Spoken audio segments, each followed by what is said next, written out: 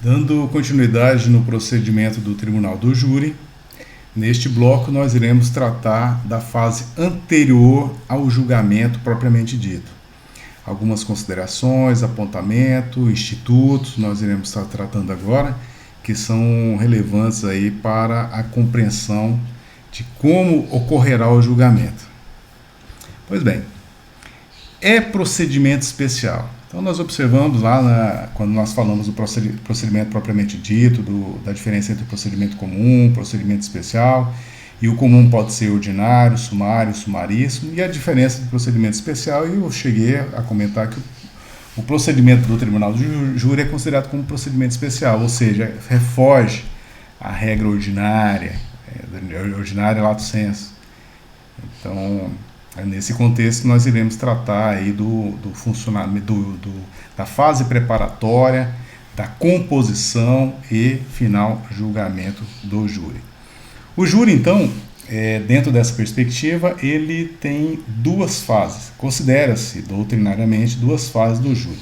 A primeira é a fase antes do julgamento, também considerado como iudicium accusationis, ou juízo de acusação.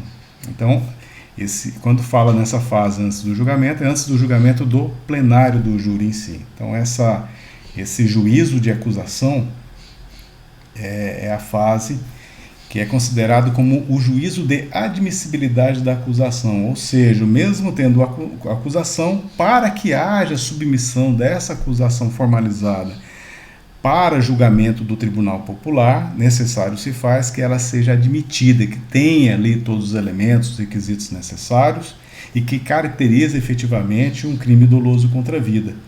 De modo que, preenchidos esses requisitos, o juiz vai dar o seu aval, a gente vai falar alguns institutos que são aplicados nessa situação, dentre os quais a pronúncia, para que o júri aprecie ali aquela acusação formalizada. Envolve produção de provas da existência de crime doloso contra a vida.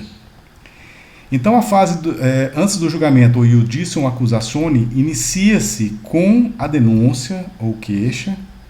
No caso da queixa, só aquela que é subsidiária da pública, não há que se falar em queixa propriamente dita. E termina com a pronúncia, impronúncia, desclassificação, absolução sumária. Então, nesse caso, nesse momento, o iudicium accusationis é o momento que o juiz vai analisar se a acusação, o juiz togado de direito, se até então não se fala em júri popular, então o juiz vai analisar se aquela acusação tem aptidão para gerar um pronunciamento do Tribunal Popular. Ok?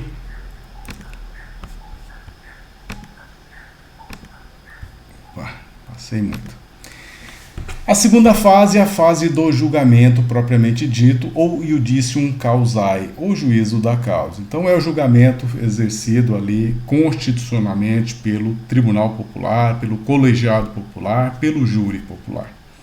Começa com o trânsito em julgado da pronúncia e encerra-se com a sentença do juiz presidente do Tribunal Popular. Então nós observamos aqui que vencida a fase do juízo de acusação, que é a primeira fase, entra-se na fase de julgamento. E um instrumento mais relevante para gerar esse julgamento pelo júri é a pronúncia. Nós vamos só estar falando da pronúncia, o que é a pronúncia, os efeitos, quais são as consequências da pronúncia, os requisitos para a sua prolatação pelo juiz togado. Mas é exatamente isso.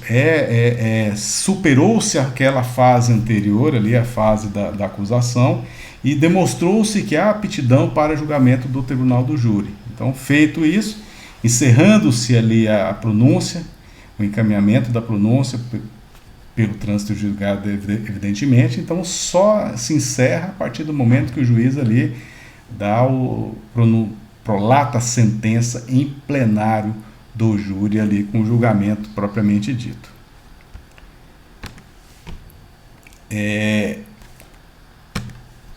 Iudicium accusationis. Agora nós vamos fazer um detalhamento destas fases, que é extremamente importante. Então, no juízo de acusação, nós fizemos uma abordagem inicial, que é a primeira fase, que vai exatamente o quê? O que se busca ali? Sustentar a acusação para permitir que o júri avalie a causa como um todo, que é a primeira fase. Nessa primeira fase, deve-se seguir o rito ordinário, antes da audiência de instrução e julgamento. Algumas particularidades em relação ao júri envolvem exatamente o seguinte: guardadas as devidas proporções, é muito parecido, se não igual ali, o que nós já falamos sobre o rito ordinário. Recebimento da denúncia ou queixa, queixa, no caso, subsidiária da pública, evidentemente, que poderá ser proposta com até 8 testemunhas. Peça acusatória, que deve deixar claro ali a materialidade, indícios de autoria, não precisa comprovar categoricamente a autoria. Mas é interessante que nesse rol de testemunhas não entra nesse rol as testemunhas referidas e aqueles que não prestam compromisso legal, como nós já falamos. Após o recebimento da peça acusatória, o juiz, entendendo que preenche todos os seus requisitos, ele recebe. Recebendo a peça acusatória, ele determina a citação do acusado para se defender, e a defesa ela pode opor a acusação como um todo no prazo de 10 dias, que são contados do cumprimento do mandado e ou comparecimento em juízo do acusado ou do defensor. Mas o comparecimento em juízo só vale no caso de citação inválida ou ela ter sido feita por meio de edital. O comparecimento por meio de mandado é a regra que nós observamos no processo penal.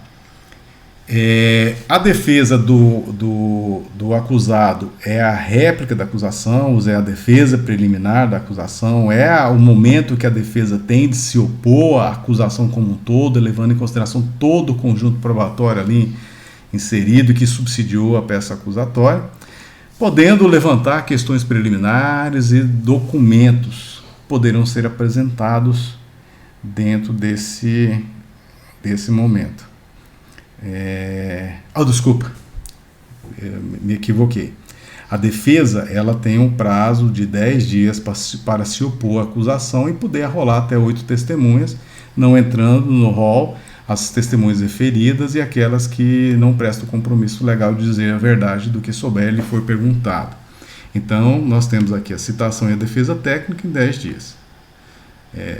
No caso, a defesa técnica, 10 dias para ela. A réplica à acusação é a oportunidade que tem a acusação de se manifestar a respeito de questões, de algumas situações que foram levantadas pela defesa, em sua defesa técnica, defesa preliminar, que podem ser as questões preliminares, ao mesmo tempo ofertar documentos. E aí a acusação tem um prazo de 5 dias para poder se manifestar em relação a isso, e não observamos essa peculiaridade dentro do rito ordinário. Pronto, tem que apagar isso aí. Deixa eu ver isso aqui. Aí.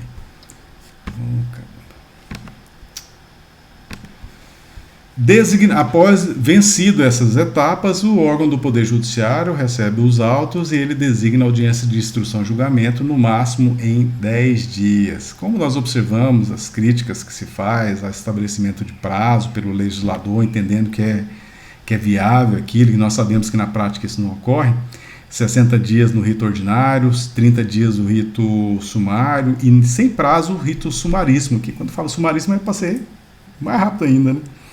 Então, no caso do júri, aí tem uma delimitação de 10 dias aí para a designação dessa audiência de instrução e julgamento, ou seja, ainda estamos na fase do juízo de acusação, da possibilidade de confirmação da acusação para depois gerar o júri.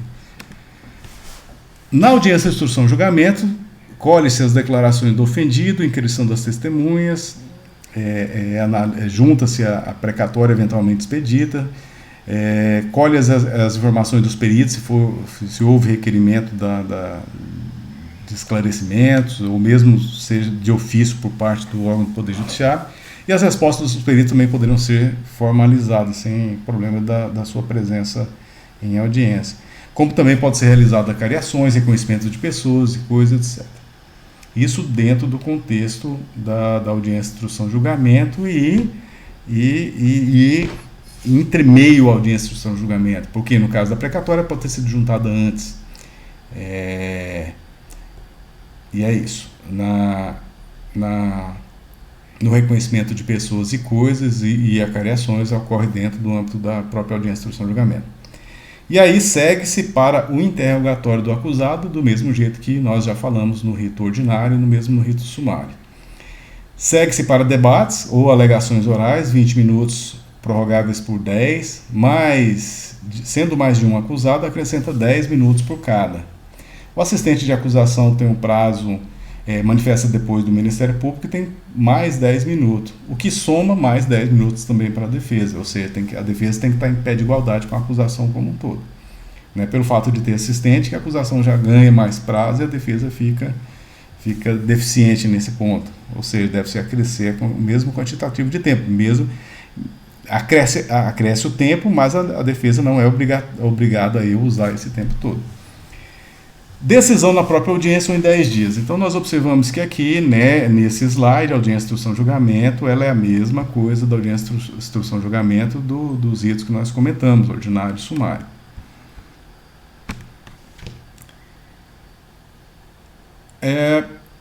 Tá aí, procurando justiça. O prazo máximo, O prazo máximo para o julgamento propriamente dito do rito do júri na primeira fase, que é o juízo de acusação, o iudicium accusationis, é de 90 dias. E eu já repito de novo que 60 dias está previsto pelo legislador para o rito ordinário e 30 dias para o sumário. Sendo que a mesma obrigação de unicidade de prova se aplica ao júri, à audiência, instrução e julgamento no júri, do rito do júri, quer dizer. Encerrada a instrução probatória, se nova definição jurídica do fato ocorrer ou for necessária, do fato e não de direito. Então é bem importante você lembrar aí, todos os acadêmicos, que uma coisa é emendatio libelli, outra coisa é mutatio libelli. Aqui está se falando da mutatio libelli, porque a alteração da definição jurídica do enquadramento do acusado em si é a emendatio libelli, que não enseja maiores questionamentos. O que exige o pronunciamento da parte em razão de nova concepção jurídica do que ocorreu, novas informações aí que mudam o quadro probatório, exige a manifestação da parte acusatória, razão pela qual permite-se o aditamento oral, com a possibilidade de arrolar até 3 testemunhas no prazo de 5 dias, e a defesa tem o mesmo prazo e podendo arrolar 3 testemunhas, daqui do mesmo jeito que ocorre no rito ordinário, que nós já falamos isso mais. Pois bem, se o juiz admitiu o aditamento, houve a necessidade de aditamento, que é a mutatio libelli, ele, a requerimento ou de ofício, designará a audiência de continuação da audiência, instrução e julgamento, porque a audiência, instrução e julgamento ela já ocorreu, estava em andamento quando se descobriu essa nova definição jurídica do fato em si. Assim, o fato em si ele exige uma adequação, por isso que oportunizou-se o aditamento. Então aquela audiência, instrução e julgamento, ela cessa naquele momento para dar continuidade em um outro momento após o juiz concordar ali com um aditamento feito aí pela parte acusatória. Seguido de novo interrogatório, então o acusado de novo é ouvido, e realização de debates e julgamentos nos mesmos moldes do que nós já falamos. Então segue a mesma regra. Não admitido o aditamento, o processo prosseguirá. Evidentemente que a parte acusatória pode recorrer. E o recurso cabível para uma situação como essa poderia ser recurso em sentido estrito.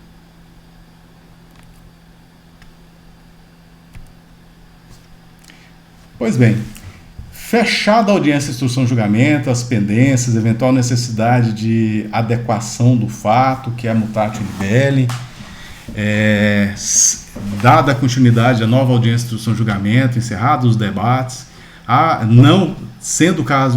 não havendo mais requerimento de provas a serem feitas com base naquilo que ocorreu nessa nova etapa, o juiz deve decidir a causa. E o que cabe ao juiz nesse contexto do procedimento do júri é pronunciar o acusado, ou proferir a despronúncia, ou a impronúncia, ou desclassificar, ou mesmo a absolvição sumária. Então é isso que está a cargo do órgão do Poder Judiciário, e nós iremos falar da mais relevante, que é aquela que autoriza, segundo o que eu já falei agora há pouco, a submissão do julgamento ao júri popular, que é a pronúncia, prevista no artigo 413 do CPP.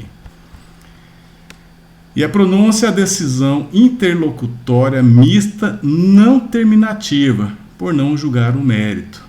É meramente processual. Então, o que está em destaque aí mostra claramente a concepção jurídica, a natureza jurídica da pronúncia, como uma decisão interlocutória mista, ou seja, ela não encerra o mérito da causa. Ela não analisa o mérito da causa e nem pode analisar o mérito da causa. Quem vai analisar o mérito da causa é o júri popular, se a pronúncia for proferida e for aceita, for acatado, for mantida em eventual recurso. Ou seja, ela tem um cunho meramente processual, como o ato do Poder Judiciário que sacramenta a primeira fase do procedimento do júri, que é o iudicium accusationis, que nós já falamos aí. Ou seja, não termina. Por isso que é interlocutória mista não terminativa, porque não encerra o mérito da causa. É meio essencial de reconhecimento, primeiro, do fato praticado em infrator que deverá ser julgado pelo júri. Então, é requisito indispensável que haja pronúncia para que o júri popular possa efetivamente exercer o seu mistério constitucional. E requisito da pronúncia nós temos que ele atesta que o fato praticado ele ocorreu. E que o infrator deverá ser submetido a júri, mas nós vamos observar algumas peculiaridades em relação a isso, que de não se entrar no mérito, não é uma certeza absoluta. É mero juízo de admissibilidade da acusação. Então, a sentença de pronúncia, ou conforme alguns entendem como sentença de pronúncia, ou decisão interlocutória mista não terminativa, é mero juízo de admissibilidade de quê? Da acusação. Então, admite-se que a acusação tem aptidão para gerar o julgamento do Tribunal Popular. E, em razão dessa perspectiva, de não analisar o mérito, de não ser terminativa, de ser meramente processual, de entender que aquele caso deve ser julgado pelo júri, é uma fase que não exige maiores questionamentos a respeito, por exemplo, da autoria. Não precisa de certeza nesse momento. Na dúvida em relação à prática de determinada infração penal, o juiz deve pronunciar com fundamento no indúbio pro società, que é, na dúvida, em prol da sociedade. Ou seja, encaminha-se o acusado, admite-se a acusação e encaminha o acusado para julgamento do plenário do júri.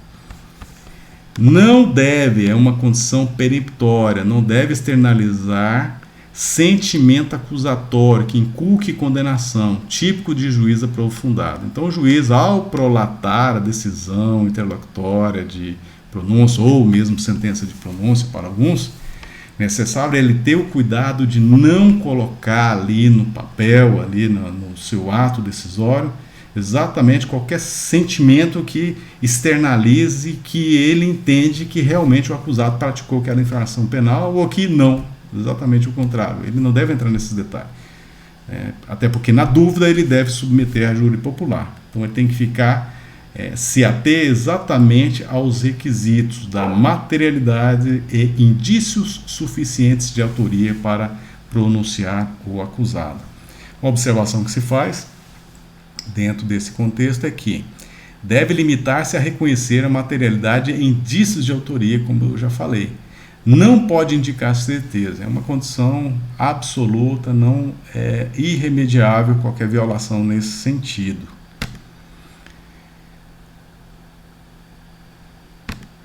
Pois bem, dando continuidade, pronúncia. Deve indicar dispositivo legal e circunstâncias qualificadoras e causas de aumento, até porque são situações que submeterão, aí o júri terá que analisar essas situações.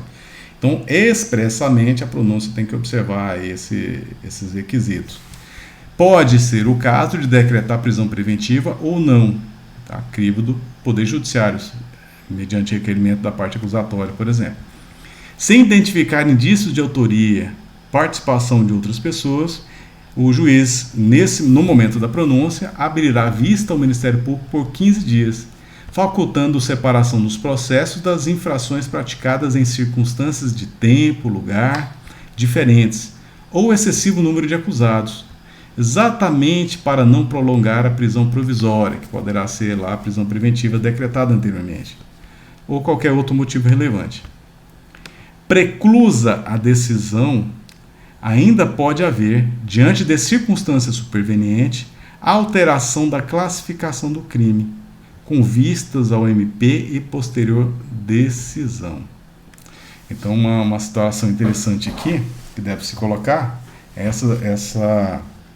esse enquadramento, ele deve ser levado em consideração alguns parâmetros, dentre os quais exatamente que essa alteração da classificação do crime, ou seja, da tipificação do crime, se for de competência do júri, o processamento, ele vai fazê-lo.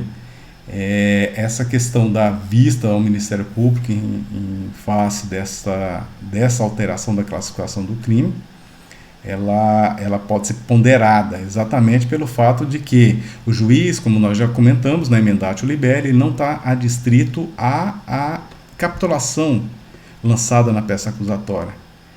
Então, em razão disso, pode dar vista ao Ministério Público, tem que dar vista para a defesa também em razão da paridade de armas. E aí o juiz profere decisão posteriormente. Ele só vai fazer isso se entender, por exemplo, se é o caso aí de uma alteração contundente aí da peça acusatória. Da classificação do crime. Prolatada a sentença de pronúncia ou decisão interlocutória mista não terminativa, nós temos aí que o juiz determina a intimação pessoal do acusado, defensor, nomeado, o mesmo advogado e do próprio Ministério Público. Do defensor constituído, do querelante, do assistente, com publicação sob pena de nulidade, o nome do acusado. Então esse é o requisito essencial, que tem que estar lançado ali o nome do acusado expressamente. Será intimado por edital o acusado solto que não for encontrado.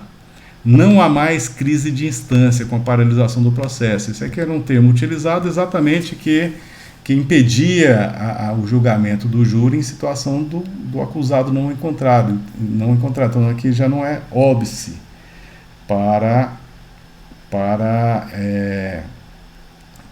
o prosseguimento do julgamento. Evidentemente que na situação do réu solto, que está solto, mas ele não foi encontrado nos endereços que constam dos autos.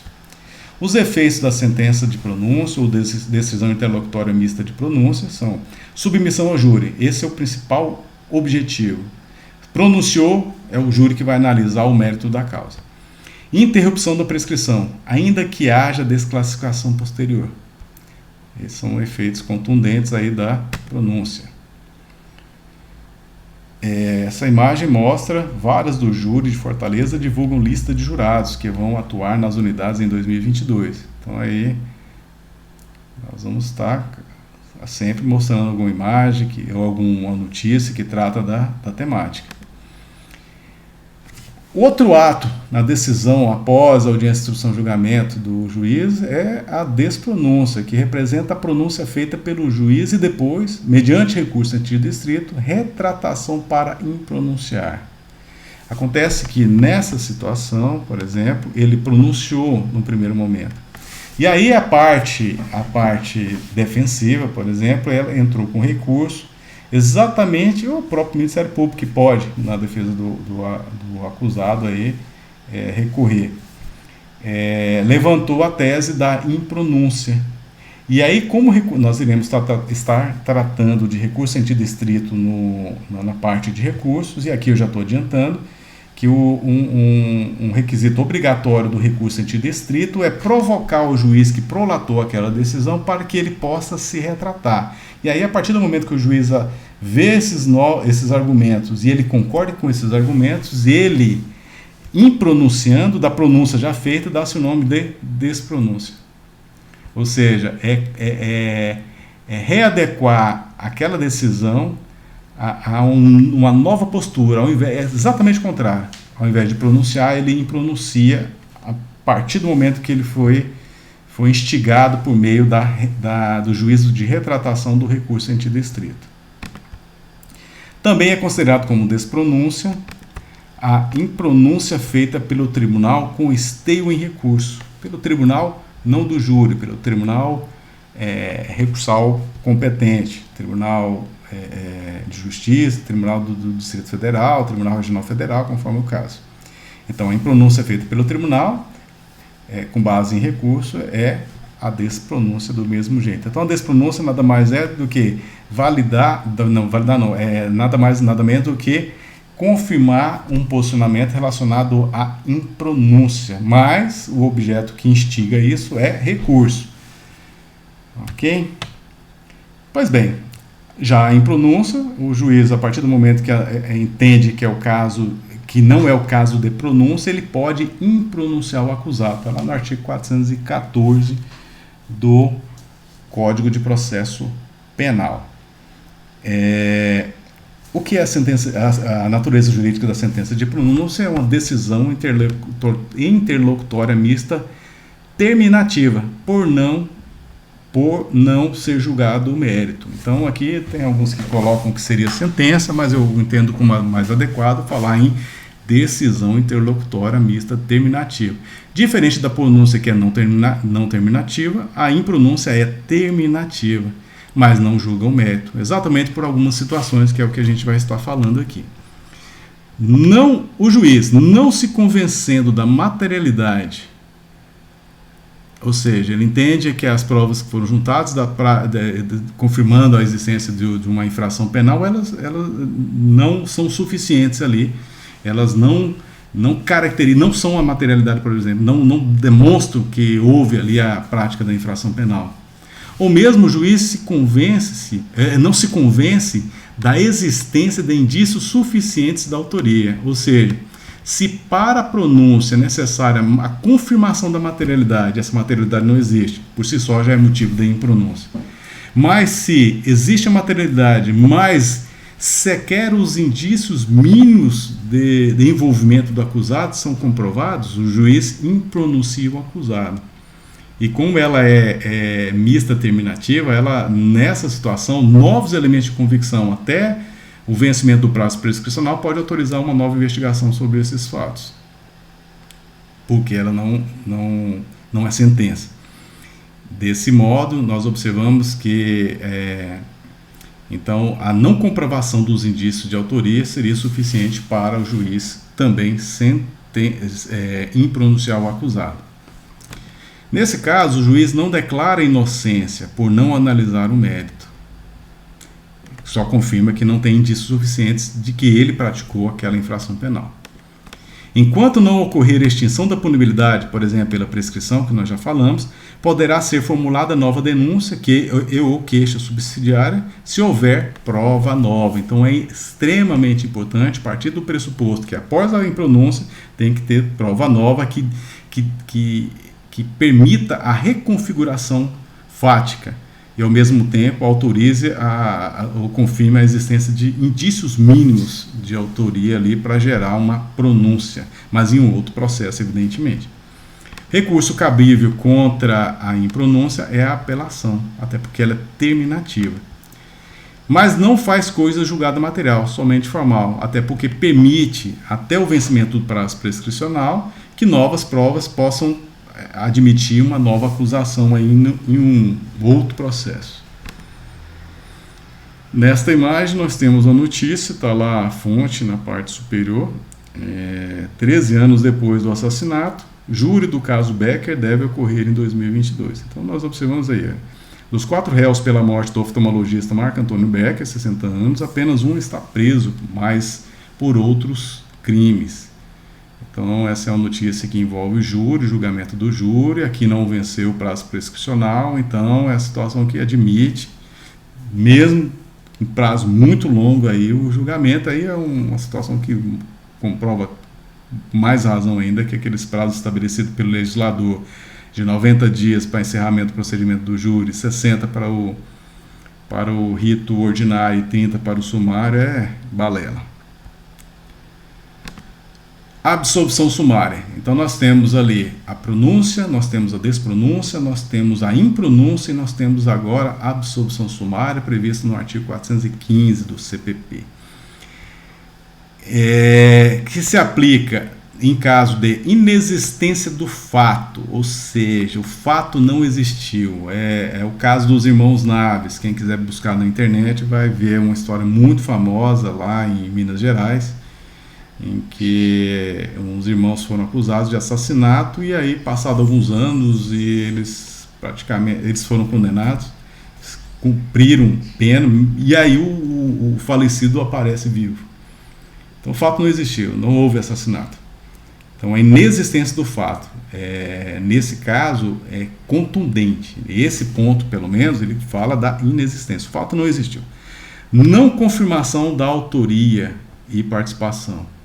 Do mesmo modo, pode ensejar a absolvição sumária. O que é sumária? De pronto, de imediato. Constatou ali que não se confirmou a participação do acusado. Aí não é absoluta certeza da não participação do acusado. Aqui está dizendo que o conjunto probatório até então produzido não indica que a autoria está confirmada. Aí enseja, nesse caso, a absolvição. Causa é também causa de absolvição sumária, causa de isenção de pena. As causas que excluem a culpabilidade. Não cabível a inimputabilidade, salvo se única tese defensiva. Também é causa de absolvição sumária a exclusão do crime ou da antijuridicidade do fato, seja legítima defesa, estrito cumprimento do dever legal, exercício regular de direito, estado de necessidade. Julga o mérito, diferente das anteriores,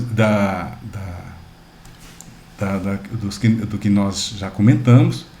Essa que julga efetivamente o mérito e é sujeita à apelação exatamente por isso. Ampliou o leque, pois cabia excludentes de antijuridicidade e culpabilidade.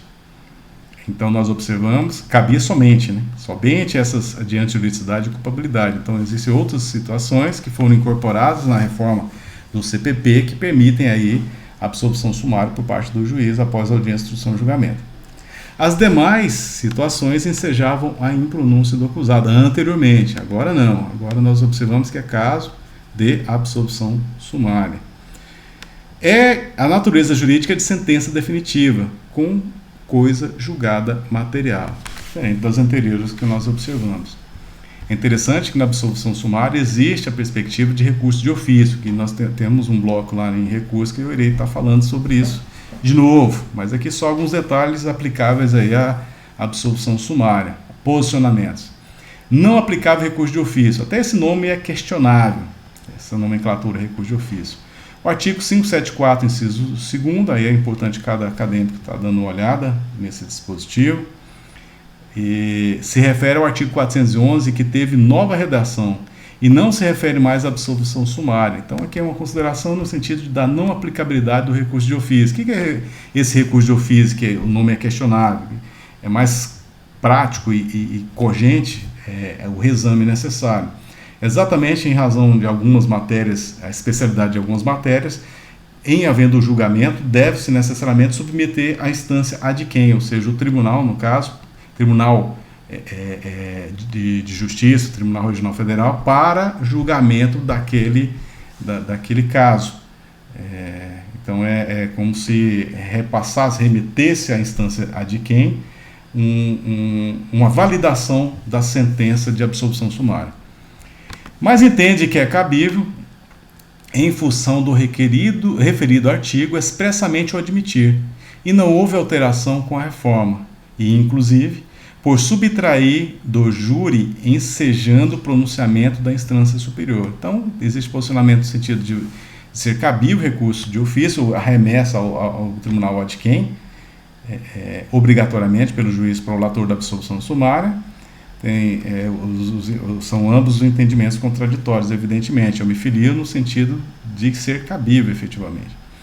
A absolvição própria, ela é irrestrita. A absolvição imprópria, sumária, com aplicação de medida de segurança, e jurados em plenário. Então nós observamos que existe algumas formas de absolvição. A absolvição sumária é exatamente essa que nós estamos tratando, que é a fase após aí audiência, instrução e julgamento do rito do júri, que entendeu que não preenche ali os requisitos para pronunciar, por exemplo, absolvendo ali o acusado. Então é interessante nós observarmos essa divisão em absolvição própria e absolvição imprópria, exatamente para ter essa contextualização, sendo que a aplicação de medidas de segurança é como se fosse uma forma de absolvição imprópria, e aquela feita pelos jurados. Por quê? Porque não é o comum, não é o ordinário, não é o que se vê na prática, regra geral. Então, feita a absolvição em plenário, os jurados absolvendo o acusado, é considerado como uma forma de absolvição imprópria. Mas é absolvição? É absolvição, para todos os fins de direito. Nessa notícia nós temos Nortão. Justiça não vê provas suficientes e não manda a júri acusado de carbonizar homem há 20 anos. Então, aí, na cabeça de vocês, que tipo de decisão teria sido essa? Quem quiser ir na matéria pode ir, mas está aí o indicativo do site. Mas que tipo de decisão? Foi pronunciado? Houve a despronúncia? É caso de impronúncia? É absolvição sumária? Então fica em aberto essa questão aí, que exige uma análise. Cada um pode, depois, se quiser que eu faça alguns esclarecimentos, a gente pode até fazer, mas esse exercício cada um pode fazer em casa. Muito simples em face daquilo que nós já falamos, dos institutos aplicáveis após a audiência, instrução e julgamento dentro do rito do júri. Nós temos uma outra situação, vamos dizer, junto com a pronúncia, e mesmo a despronúncia, a impronúncia, a absolvição sumária, nós temos a possibilidade também de desclassificação no artigo 419 do CPP, que é a decisão que reconhece a existência de crime não doloso contra a vida, portanto, fora da competência do júri. Porque se o juiz desclassificar, mas entender que é competência do júri, aí não tem efeito nenhum, ele vai pronunciar sem problema algum. Agora, se ele entende que é o caso de remeter para que o rito é outro, que não vai para o júri, necessário se faz ele desclassificar. Desclassifica o crime e encaminha para o juízo competente, é a consequência natural, ou seja, isso se ele não tiver competência para o segmento. Existem muitas comarcas que é o de juízo único, então o juiz julga tudo. Então ele declina da competência do rito do júri para o juízo comum, que é ele mesmo que acompanha. Mas nos grandes centros existem divisões aí da missão jurisdicional, e aí talvez não seja ele que vai julgar aquela causa. A natureza jurídica de decisão interlocutória mista não terminativa, do mesmo modo que nós falamos aí da pronúncia. Recurso cabível contra ela, recurso antidistrito. Conflito de competência, uma particularidade que pode acontecer, do juiz que desclassificou, entender que é o caso de desclassificação, e aquele que recebe os autos entender que não era o caso de desclassificação. Aí gera um conflito, que nós já falamos no processo penal 1, como é que resolve essa questão. Mas aqui é só uma ponderação que eu faço. Cabimento e não cabimento. Preclusão por não haver recurso ou por este ter sido julgado improcedente. Então, no caso de recurso da desclassificação, vai sacramentar a matéria, dirimir esse eventual conflito. Então, a situação é que, se houve uma decisão de desclassificação, qualquer das partes que recorre daquela decisão, pode fazer com que a instância de quem julgue aquela causa e bate o martelo. É realmente caso de desclassificação, e remete aí para o juiz competente, e o juízo competente não tem o que fazer. A situação que gera um conflito direto de competência é a partir do momento que o juiz desclassifica e não há recurso das partes, e o juízo que recebeu os autos, ele entende que não seja o competente para tanto. E aí ele pode suscitar aí o conflito de competência. O juiz que receber os autos após o conflito deverá dar continuidade depois desse conflito dirimido pelo Tribunal de Justiça, ou no caso que eu comentei da análise de eventual recurso contra a desclassificação. Em resumo, oferecimento da peça acusatória da ação penal, recebimento dela, citação e defesa, réplica da acusação no caso de levantar preliminares, por exemplo, questões prejudiciais, audiência, instrução, julgamento. Após a audiência, instrução, julgamento, o juiz, no ato ou 10 dias depois, ele pronuncia ou despronuncia, ou impronuncia, ou desclassifica, ou mesmo absolve sumariamente o acusado. Esse é o desfecho que nós encontramos para essa fase preliminar do rito do júri. E aí, em outro vídeo, nós vamos entrar na parte mais formal, que envolve aí a composição, por exemplo, do júri